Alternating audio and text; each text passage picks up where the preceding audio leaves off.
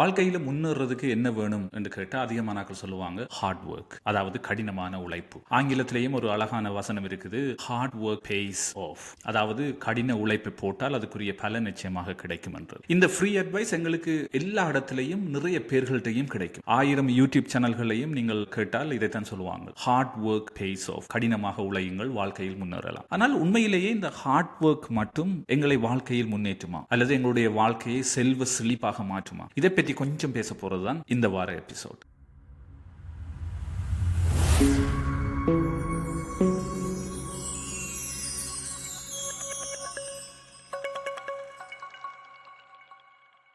எங்கேயோ நான் அண்மையில படிச்ச ஒரு வசனம் எனக்கு ஞாபகம் வருது. அது என்னன்னு சொன்னால், hard work gets you salary increase but smart work gets you promotion. அதாவது கடின உழைப்பு உங்களுக்கு ஒரு சம்பள உயர்வை தரலாம், ஆனால் ஸ்மார்ட் ஒர்க்ன்றது உங்களுக்கு பதவி உயர்வை தரும் என்றது அந்த வசனம். இதை வச்சு பார்த்தால் நாங்கள் சொல்ற இந்த முன்னேற்றத்துக்கு 2 வகையான ஸ்ட்ராட்டஜிஸ் இருக்குது. ஒன்று கடின உழைப்பு ஹார்ட் ஒர்க், இரண்டாவது புத்திசாதுரியமான உழைப்பு அல்லது ஸ்மார்ட் ஒர்க். இந்த 2 ஸ்ட்ராட்டஜிஸ்லையும் எந்த ஸ்ட்ராட்டஜி எங்களுக்கு மிகவும் வேகமாகவும் குவாலிட்டியான ஒரு முன்னேற்றத்தையும் கொடுக்கும். இது சம்பந்தமான தெளிவு எங்களுக்கு மிக அவசியம். அதிலையும் விசேடமாக நிறுவனங்கள்ல வேலை செய்கிறார்கள், கம்பெனிகள்ல வேலை செய்கிறார்கள், ஏன் தங்கள் சுய தொழில் நிறுவனங்களை நடத்தி கொண்டிருக்கிறார்களுக்கு இந்த புரிதல் கட்டாயம் அவசியம். இந்த 2 விதமான ஸ்ட்ராட்டஜிஸை வச்சு பார்க்கிற நேரத்தில் என்னுடைய அனுபவத்தில் நான் 3 விதமான ஆக்களை சந்திச்சிருக்கிறேன் அல்லது பார்த்திருக்கிறேன், வேலை செய்திருக்கிறேன். முதலாவது கடினமாக மட்டும் உழைக்கிறார்கள், அதாவது தனியவே ஹார்ட் ஒர்க் மட்டும் போடுறார்கள். இவர்களுக்கு என்னுடைய அனுபவத்தில்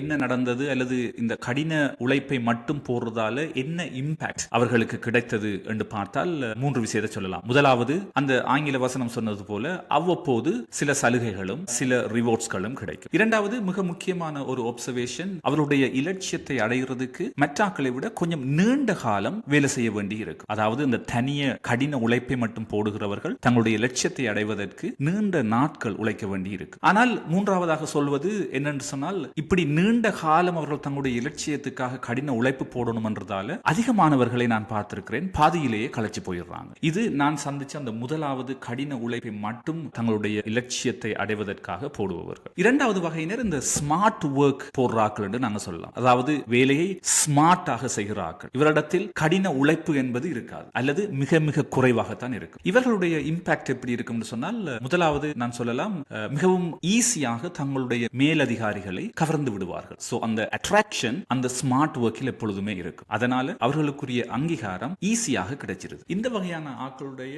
மிக முக்கியமான இயல்பு என்னன்னு சொன்னால், எந்த ஒரு வேலையையும், அதாவது ஒரு காம்ப்ளிகேட்டட் அல்லது காம்ப்ளெக்ஸான ஒரு வேலையை அவங்ககிட்ட கொடுத்தா அவங்க என்ன செய்வாங்கன்னு சொன்னால், தங்களுடைய புத்திசாதுரியத்தால அல்லது அந்த ஸ்மார்ட்னஸால அந்த வேலையை மிக இலகுவாக செய்து முடித்து விடுவார்கள் அல்லது ஒரு இலகுவான வழியில அதை செய்து முடிச்சு விடுவாங்க. இதனால அவங்களுக்கு என்ன நடக்குன்னு சொன்னால், அதிகமான நேரம் கிடைக்குது. சாதாரண ஒருவர் 1 மணித்தியாலத்தில் செய்கிற வேலையை இவங்க என்ன செய்யறாங்கன்னு சொன்னால் 1/2 மணித்தியாலத்தில் செய்து முடிச்சிடுறாங்க. இதனாலதான் நான் ஏற்கனவே சொன்னது போல மிகவும் கவர்ச்சிகரமான ஆட்களாக அவர்களுடைய மேலதிகாரிகளால பெர்சீவ் பண்ணப்படுறாங்க. நான் என்ற அனுபவத்தில் பார்த்த அந்த 3வது வகையான ஆட்கள் எப்படின்னு சொன்னால், அதிகம் ஸ்மார்ட் ஒர்க்கையும் கொஞ்சம் கடின உழைப்பையும் சேர்த்து போடுபவர்கள். இன்னொரு விஷயம், இப்பத்தைய காலத்தில் எந்த ஒரு வேலையையும் கடினமாக செய்ய வேண்டிய தேவையில்லை. ஏன்னு சொன்னால், எல்லா வேலையையும் இலகுவாக செய்வதற்கு, வேகமாக செய்வதற்கு நிறைய டூல்ஸ் வந்துவிட்டது, நிறைய இயந்திரங்கள் வந்துவிட்டது, ஏஐ வந்துவிட்டது. ஆகவே கடின உழைப்பு என்பது மிக மிக அவசியமானது அல்ல என்கின்ற ஒரு காலத்தை நோக்கி தான் நாங்கள் போய்கொண்டிருக்கிறோம். ஆகவே இந்த 3வது வகையான ஆட்கள் யார் என்று சொன்னால், இதை சரியாக புரிந்து கொண்டு அதிகமான வேலையை தங்களுடைய புத்தி கூர்மையால ஸ்மார்ட்டாக செய்து கொண்டு கூடவே ஒரு